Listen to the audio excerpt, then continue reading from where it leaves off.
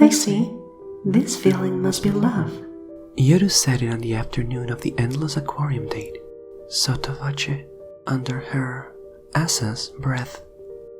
Asa felt the sentence pass her own lips unbidden, chapped lips, forming the word love questioningly, as though it never made it through her teeth before. Maybe it hadn't. To who and why? While she laid alone in her bed that night, as alone as she could be with Yoru, she wondered if her lips or teeth or tongue were sure of this truth in a way that her brain wasn't. The admission held a surprising weight. The date had been a scheme, the time spent only change given for change to be received. After Yoru said it, she knew something inside of her shifted and morphed instead, formless but substantial in her chest. But he didn't change. Denji didn't, poof, become a visceral body blade, spinal knots jutting and sickle sharp, corded nerve bundled soft enough and leathery enough to hold. That slouched back of his finally straight with the precision inherent in a blade's killing nature. No, he still slouched like a street pest, shoulders curled in not with shyness but sloth, dopey, dumb eyes confused but obliging, pitying. Even how could he worry about her? Look at his way of life. Pitying her, his soft hand and warm palm on her head, a welcome weight holding her there, holding her down in place. She'd never been held in place before, steadied. Gravity was a dream even when her life felt stone heavy. He didn't change, so he must not feel the same. Yoru shrugs. But he doesn't love you. Oh well, we'll just keep trying. He will be ours yet. And Asa wants to say that if anyone loves her, if they could, if he could, she would not want an us involved. But she's sure Yoru knows that already. She can't keep up with his long strides. He's totally unaware, comfortable, hands behind his head, rambling about food, and she's struggling to match his pace with her own. It's a hot day. She's glad that she wears a skirt with her school uniform, that she gets some air and a fresh breeze, because the cotton top is clinging to her skin with stale sweat, and she wonders if he can smell it or see it. But he is still rambling about food. Slack-jawed oblivion, he wears his usual expression. She wonders how can she love that, but she doesn't question the existence of the love itself. I know a place that's all you can eat for 1,500 yen. I got sick last time, but why not? He says. How about another date? She stops, hands on her knees. She bends to catch her breath like a runner might. Her body's not a runner's body though, and she's suddenly ashamed and angry at the shame like it's a stain she could have avoided with a little care. Denji's never said anything though. She glares up at him through her bangs, sweaty, sticking to her forehead. Another date? After the last time, after he didn't change, proved his antipathy, she thought she'd have to be the one to act. Yoru had poked and prodded, a school marm living in Asa's head. But the plan had been put off for a week, 2, 3, as she tried to gather the scattered pieces of her courage or sneak into his heart in little ways, like a spy, hanging out with him here and there, meetings on the school roof under painfully blue skies, walks home from school listening to the ballad of his life sung out in his degenerate drawl, the occasional stop in the park along the road, how to turn frequency into affection, how to transmute boredom into love, every failure, Every wasted moment or move of her tongue was discouragement distilled. Every goodbye. Denji's spinal cord soared. Sometimes Asa uttered it, but sometimes it was Yoru, sotto voce, under her breath, and then his fingers in her hair, calloused and clumsy but comforting. He'd remained there unhurried, still a dumb smile on his face, hers flushed red with embarrassment, then disappointment. But maybe Denji had Yoru's power too, because she'd feel her body tense up, her spine tighten, painful under the weight of two minds and one hand as he repeated back to her, Asa's spinal cord soared. Yeah, he says, and now he's a little red, a little flushed, those strangely sharp teeth showing when he speaks. Why not? I don't want to go somewhere that's gonna make me sick, she answers. and I can't spend too much money. Neither can you. It's not a no. It's her own way of playing hard to get. Asa waits for his answer, waits to see if his face falls in disappointment afterwards. A sign that he likes her in a way only pain can prove. The existence of a disease showing only in its radiating suffering. Or like poking an anesthetized cheek before a root canal to see if the nerves still sting. I could cook for you. Your place. Too many rules at mine. You cook? He smiles, proud. The look he gives is filled with a different kind of love. A look he's never given her. An old friend taught me. Say yes. Okay, She says, surprised for giving in, to both of them, to relinquishing herself, her home, her privacy so easily, just for the potential of love, let alone the promise. What is she, a puppy? Some sick animal wishing for adoption? And anyway, she shouldn't do this. She should take it back. She doesn't want to use people to make into weapons. Just wants Yoru gone is all, and he's already placing his warm palm on her head. He's peering down, still the hooded lid of his gaze, still the weight of his presence. As a spinal cord soared, lazy, but kind, affectionate. She can only hope. Denji's spinal cord soared. Yoru, insistent, impatient, irritated. Denji's spinal cord soared. Her own voice, there, beneath breaths. He's at the door, shopping bags hanging from his hands, but he knocks with his elbow, doesn't actually wait for her invite before turning the knob to walk in. She's never had a boy over. Really, next to Yuko, she's never had a friend over. Her room is small and he fills it with his tall frame, more solid and muscular than she'd imagined in those few instances when he stopped slouching and dragging himself around. He gives a look about the place.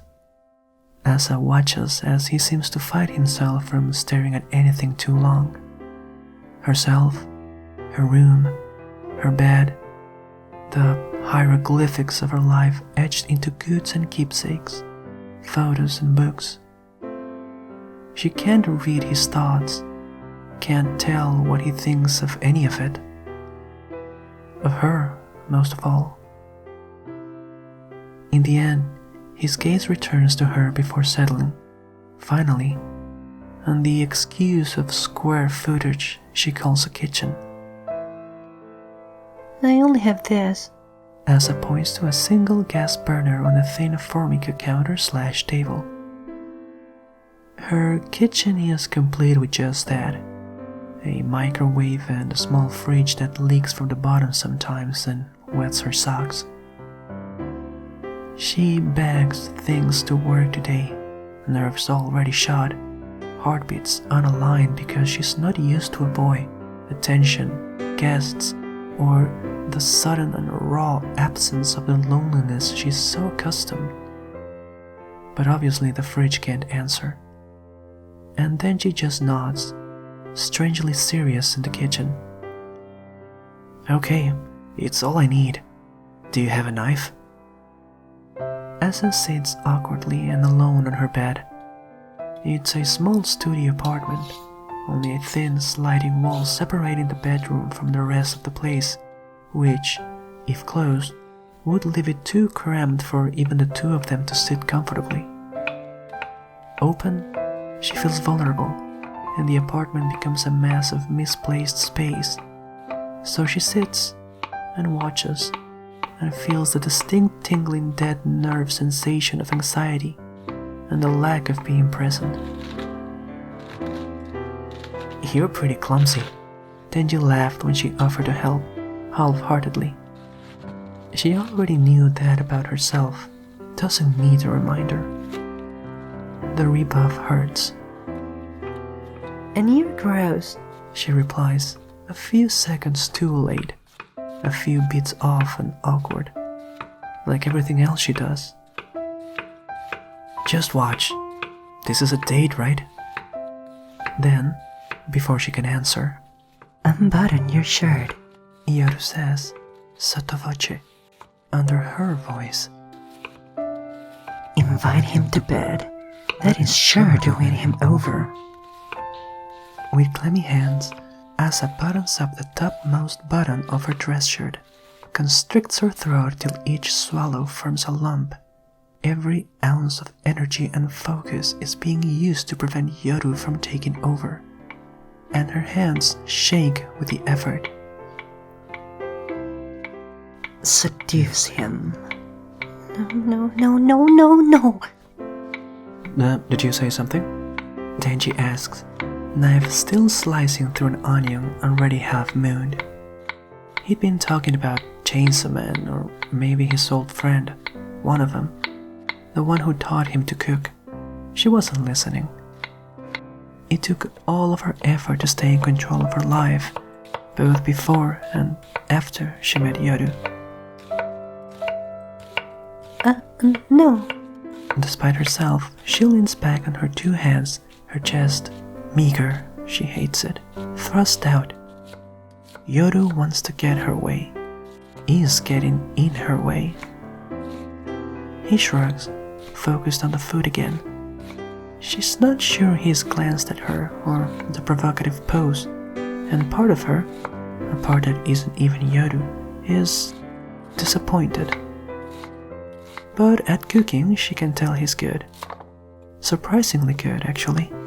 His hands sure and deft with a knife, a pot of broth, dashi, shoyu, some other additions she didn't keep track of, simmers away in a pot he fished out of her cabinets. An old, cracked clay donabe that belonged to her mother, split down the middle of the rim and chipped, not so unlike herself. The apartment smells wonderful. Asa almost never cooks. Nothing like this, certainly.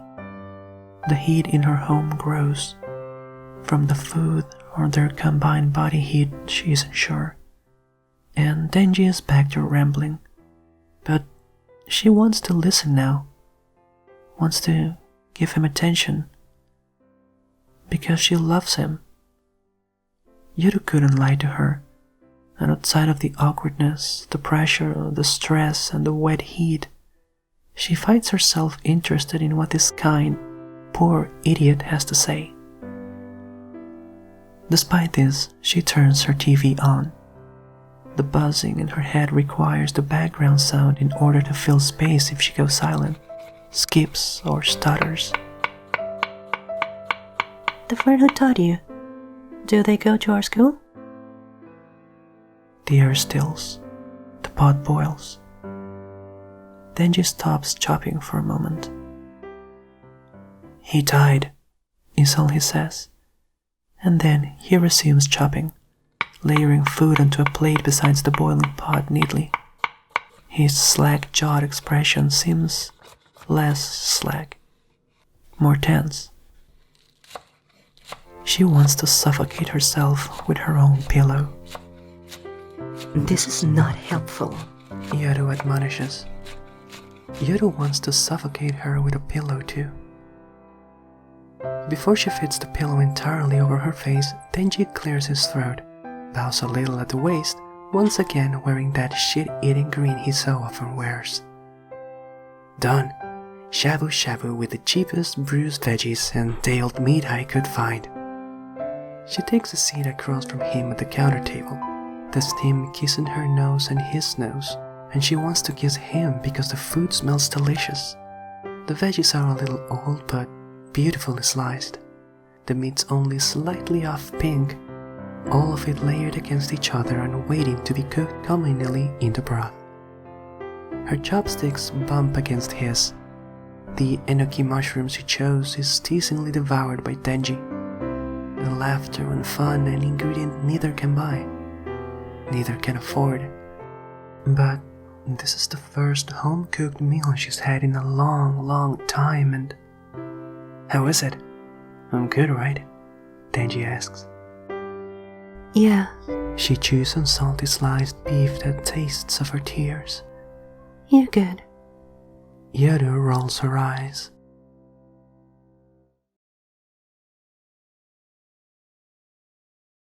Asa leans against the gatepost outside the school, watching Denji accept 500 yen to eat ice cream, partially melted, covered with ants, from the dusty dirt path beside the school's gym door. He does it with gusto, a smile, a mint green ice cream coating slick on his long fingers, caked into the corners of his lips. An ant crawls down his wrist, antenna wiggling, wailing for its friends in the midst of a ruin it thought to be a treasure trove of food. Asa watches this and wants to kiss him on his stupid ice cream coated lips. She is disgusted, doesn't even need to glance aside to see Yoru's raised eyebrows. The devil must be learning human gestures quickly, her expression a bit too cute above the wretched scar in her cheek. Are you going to do it? Yoru asks. God, no. Why would he kiss me? He still isn't changing. He still doesn't love me. Make him, Yoru demands, or I will. Her heart beats a bony staccato against her ribcage when he spots her, waving. He wets a thumb with his tongue and wipes the ice cream off the corner of his mouth, and then sucks it off and, shivering, Asa wishes to be that thumb. "Yo," he greets. "Wanna pass by that alley again today? Maybe that cat finally had her kittens." Yes, Yoru urges, sotto voce, under Asa's breath. He's gotten better at keeping her in mind on their walks. Now his strides aren't so long. Now he waits, patient, for her to catch up. Now he holds a steadying hand out when she trips over rocks and sidewalk cracks as she's wont to do. That steadying hand, strong, supportive, whether on her head or a little too low down her back. But she hasn't complained, and only cleared her throat meaningfully because maybe she wouldn't mind his touch there if he liked her back. But he clearly doesn't. She clearly does not have a hold on him, and so he has to learn, has to understand her boundaries, so he knows where to break through once she lets him.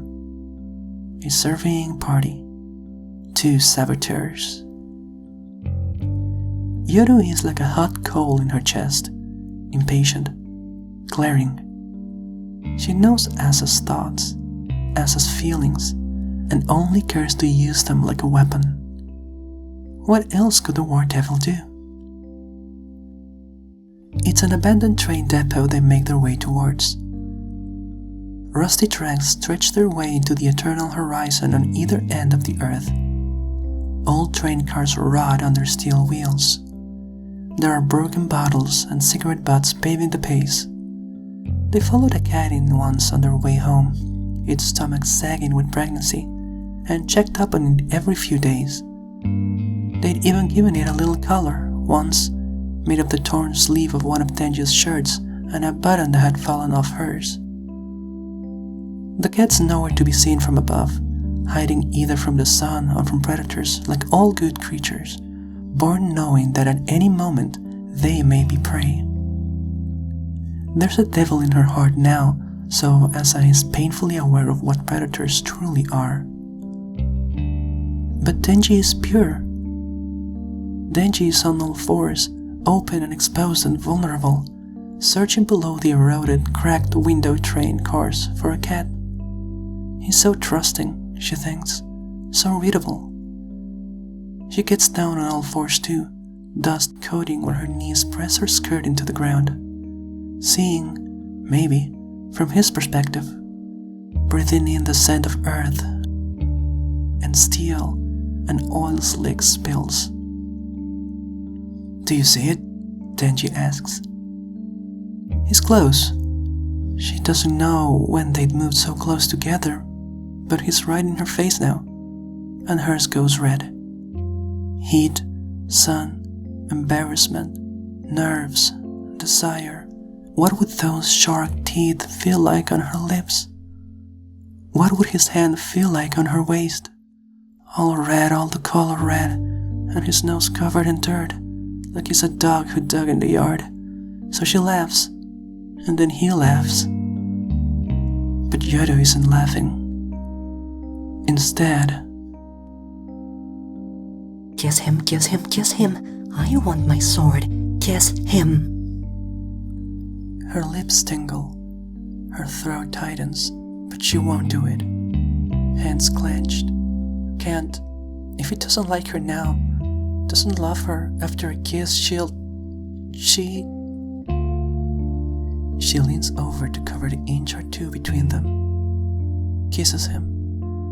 She had felt Yodo in her veins, the cold rush of detachment approach which would snip the tethering lines between her soul and her body and replace them with Yodo's. It couldn't happen. What truth would there be in success? What greater truth in failure if she wasn't herself? In the end, what had been a pain decision supplied a simple answer. Then, horror free of bodily signs, anger, fear, pain free of bodily signs, she had still lost control of herself, unable to hold on. Yodo's hand on his head again. Tenji's spinal cord sword. Tenji's spinal cord sword. He doesn't change. His eyes are blank, confused, his cheeks red, his teeth sharp and biting a lip. How does he still not love you? Yodo asks, sotto voce, under her breath. And when Asa's body runs, flees, she's not sure she knows or cares who is in control. As the devil rampages towards her, Asa wonders if perhaps she will never speak to Tenji again. She dodged him in the hallways. She dodges a blow from the devil's paw cratering the earth. She'd kept her back close against the door when he'd loiter out in front of her apartment. She hides now behind a dumpster. The ground shakes, the air is fetid with the stench of blood and viscera, this devil a bulging in human mass. It barks like a dog. It looks like roadkill. She had sobbed hot, angry, sour little tears in bed, looked down upon by Yodo, clinging desperately to a possibility that was never real. Like a child, like a loser, she clings now to her own control. Yodo wants to change, but Asa is truly afraid. And there, across the train yard, Tenji gasps. She does not want Tenji to know, to see her, Yodo, whomever. Tenji is there, and she wants to change, to save him. But she does not want to change, and she wants to keep control, but she can't. There's a cold rush. She is body without flesh. She watches, dissociating as Yodu stands strong and a pit opens up in her knot stomach at how little her wishes mean, her body itself a betrayer. The dog devil snarls, fangs longer than her forearms dripping with gore and saliva. It shakes and the scent of wet dog and death overwhelm her. She has no weapons, has nothing on her at the moment that could be changed. But Denji has disappeared. When did he leave her side? It's possible he's dead. It's likely even. She knows. And she knows too that that was always going to be his destiny. Not existentially, but because he existed, here and now, in a world cruel enough for something like the War Devil to exist. Crueler still, Asa sees the collar she and Denji made turn around a railroad track. Something in her breaks, something in Yodu cheers. The collar was hers. The collar was theirs. It can become a weapon. The next few moments pass by Asa's eyes, distant from the outside in the style of a movie. A B-movie, something lame that she's sure Denji would have loved. Time clicks. It shudders, film-like snap, snap, snap, snap, snap, and then light and sound. Sotto voce, the screenplay. Exterior, abandoned train yard, afternoon. We see Yodu grab the collar from the ground and wrap it around her hand. The devilish shudders with power in every breath. Monstrous, furry, fury. Kitty color bullwhip. In slow motion, the collar morphs into a leather whip, long, taut, and powerful. The dog devil lunges, a hulking mass, a demon, snarling teeth. The whip flicks forth, the crack of a sonic boom follows. Cut 2. Open space in the train yard, mountains of wreckage shading the ground.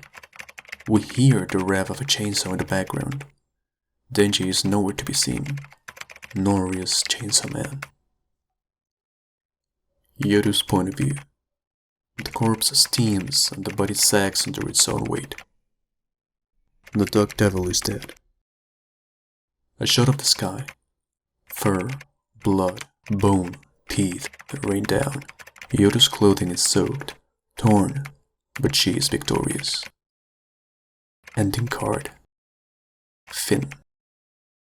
Cut to black. An explosion was all that was missing to really sell the scene. Asa finds herself back in control as a fine mist of viscera finishes painting the scene where the initial burst of guts had already been tossed as through from a paint can. For a moment, it is all too much.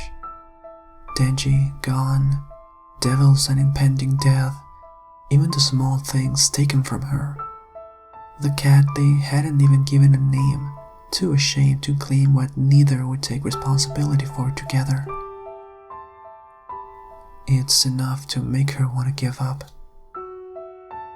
And then, from the wreckage and debris, Denji strolls carelessly, still slack-jawed, still slouching, still breathing. "Yo," he says, a hand raised. Why is he only wearing an undershirt? Is that blood running down his arms? It's almost ironic that her heart can really stop more than it already did when she died.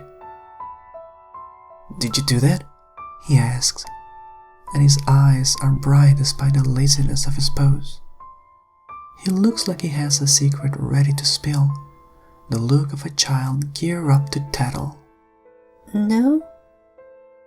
"I'm glad you two are okay," comes a third voice, and Asa is surprised, and yet not surprised, to see Yoshida sitting atop an overturned rail car. His look is as inscrutable as always, deceptively dull. He always seems to be around, lurking, but she's never been able to call him out on it. "I saw one of the Bureau hunters running here." He's lying, but she's unsure why. He fixes her with an empty gaze. There's a challenge there, somehow, or doubt he's issuing. Denji seems to be in disbelief too, the secret on his tongue even closer to reaching her ears, but he huffs a breath when Yoshida continues to stare. "You two should get going. Who knows if there's another one around here," Yoshida offers, and Denji sacks his shoulders in defeat. "Yeah, come on, Asa, let's get going." She's not even sure she's ever heard him sound so dejected. She almost likes it, serves him right for rejecting her. Outside of the now destroyed rail yard, she follows Denji without looking at him. This is the worst. This painful silence, this distance now between them. She wants to ask, why? How? They'd kissed. Had he felt nothing? She couldn't believe it. Mortified. Asa is mortified in any number of the senses of that word. After all, she is dead. Kind of. And maybe Denji can tell. Maybe on some instinctual lizard brain level, he can't love her because she's a walking, talking corpse. Yoru coughs. Clearly, she thinks it's just that Asa is boring and plain and bothersome to be around.